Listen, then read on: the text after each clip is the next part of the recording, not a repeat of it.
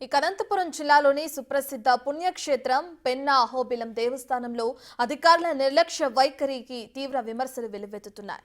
ఈ నెల 7న దంపతులు ముడుపులుగా చెల్లించిన 50 గ్రాముల బంగారు ఆభరణాలను హుండీ లెక్కింపు సమయంలో చూపకపోవడం వివాదాస్పదమైంది.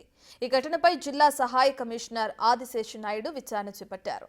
హుండీ లెక్కింపులో ముందుగా చూపని బంగారు నగల మూట తిరిగి హుండీలో ప్రత్యక్షమైన ఘటనపై వివరణ ఇవ్వాలని ఆలయ ఈవోని ఆదేశించారు.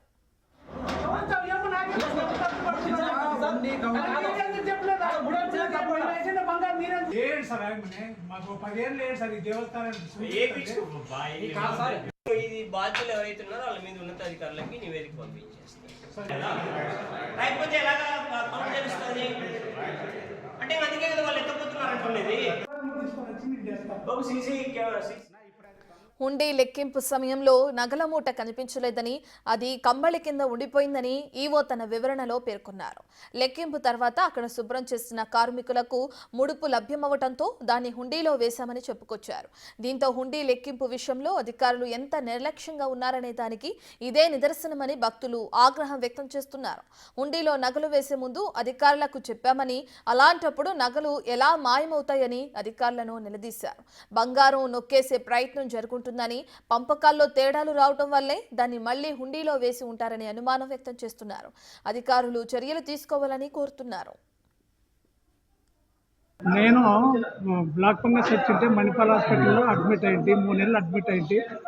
నేను కోమాలో వెంటే నా భార్య ముక్కు నిలువుదోపిడి ఇస్తానని చెప్పి ముక్కు అంటే మళ్ళీ తర్వాత 3 నెలల తర్వాత నాకు బాగా అయ్యి వచ్చినాను ఇంటికి వచ్చినాక 2 సంవత్సరాలకి నేను పెన్నోళంలో వచ్చి ఉండి నిలువుదోపిడీ చేసి నా భార్య నేను నా పెద్ద కొడుకు ఇద్దరు వచ్చి నిలువుదోపిడీ ఇచ్చి వచ్చింటే కూడా ఈవో సార్ అక్కడ ఆడే దేవాలయం దగ్గర ఉంటే కూడా సార్ ఇట్లా మేము నిలువుదోపిడీ ఇచ్చేదానికి వచ్చినాము అని కూడా చెప్పినాము. ఈవో సార్కి చెప్పినాము, ద్వారకానాథ స్వామికి చెప్పినాము. చెప్పింటే ఇయ్యండప్ప అని చెప్పి ద్వారకానాథ స్వామి బాలాజీ స్వామికి చెప్పి ఈ కార్యక్రమం చేయమని చెప్పి పోయినాడు.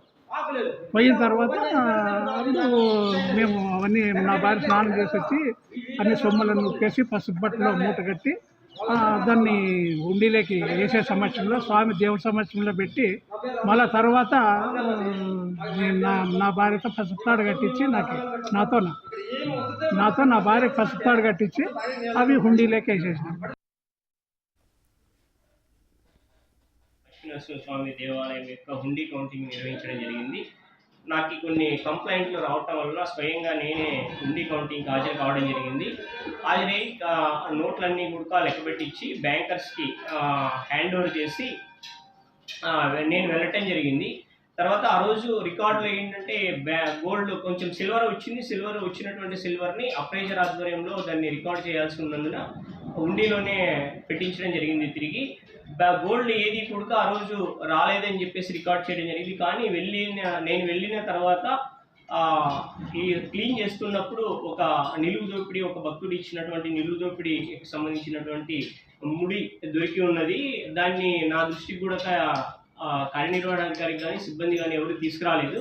నాకు ఈ 20వ తేదీ రోజు మధ్యాహ్నం నా దృష్టికి తీసుకురావడం జరిగింది. ఇలాగా నిలువు దోపిడీ ఇచ్చినటువంటి ఆర్నమెంట్స్ దొరికి ఉన్నాయి, వాటిని మీ దృష్టికి తెచ్చారా లేదా, అవి ఏం చేశారు అని చెప్పి అడగడం జరిగింది. ఆ విషయంలో నేను పెన్నోబిలం నరసింహస్వామి దేవాలయానికి ఈరోజు వచ్చి ఆ యొక్క హుండీలను ఓపెన్ చేయించి ఆ ఆర్నమెంట్స్ అన్నీ కూడా ఉన్నాయా లేవా అని చూడటం జరిగింది.